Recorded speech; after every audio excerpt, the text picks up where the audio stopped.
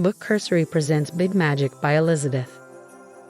Big Magic is the book that'll give you the courage you need to pursue your creative interests by showing you how to deal with your fears, notice ideas and act on them, and take the stress out of creation. Elizabeth Gilbert is best known for publishing the international bestseller Eat, Pray, Love in 2006, which was turned into a movie with Julia Roberts in 2010. Eat, Pray, Love is Gilbert's memoir of the year she spent traveling the world after getting a divorce, where she focused on food in Italy, found her spirituality in India, and ultimately fell in love again in Bali. The book spent almost 200 weeks on the New York Times bestseller list. Big Magic is a non-fiction book that describes her creative process. It'll teach you how to be creative in spite of your fears, how ideas work, where creativity comes from, and how you can make sure your creativity keeps flowing freely. Here are 3 lessons to get you started. 1. Let your fears coexist with your passions. 2. Give yourself permission to create. 3. Keep your day job to fuel your creative affair. Got a novel inside you? A painting that wants to come out? Let's get creative. Lesson 1. Let your fears coexist with your passions. There's a lot of talk out there these days that you have to overcome your fears, as if somehow you could do something and that would magically make them go away forever. That's not the case. Steven Pressfield has shown us that artists who truly care will always have to face their fears, even long after they become huge successes. Elizabeth Gilbert agrees. She says instead of overcoming your fears, just get comfortable with them. Let your curiosity take the wheel and put your fears into the backseat. They're more than welcome to join the ride and give feedback, but you won't take any detours because of them, nor let them take the wheel. Your fears are supposed to stay around and remind you of the things that are important to you. Nothing more, nothing less.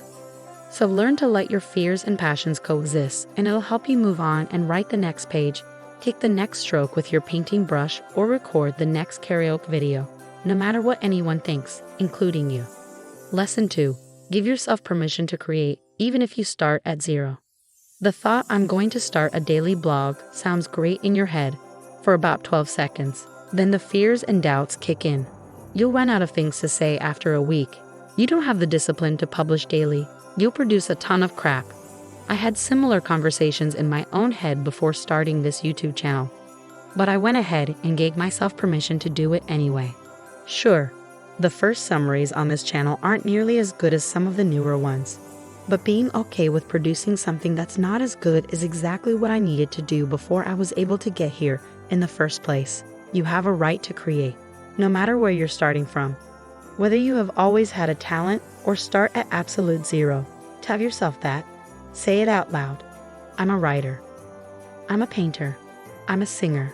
Announce to yourself and the world that you're here to chase your passion, regardless of rejections and reactions. Being authentic is much more important than being original, and the latter always follows the former eventually. So don't worry too much starting out, and just get going. Lesson 3. Keep your day job to fuel your love affair with creativity. We all know that one hipster guy or girl from high school who'd spent his or her entire time writing songs and playing the guitar and now plays the bi-weekly show at a local pub, but never got a real job.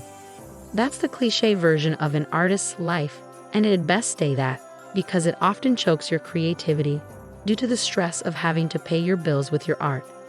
Imagine having to sing every day at a place you don't like for people you don't care about. After you come home to your tiny broom closet of an apartment, would you still have the energy to create more? Probably not. Elizabeth Gilbert suggests an often critiqued, but incredibly stress-free approach. Keep your day job and let it fuel your creative affair. Having a day job that pays the bills, that's not necessarily related to your art, will give you the safety and freedom to practice your creative art guilt-free. Imagine having an affair with writing, for example. Every day after work, you could lock yourself up in your room and write away, free from worry about paying the bills or where to get the next client.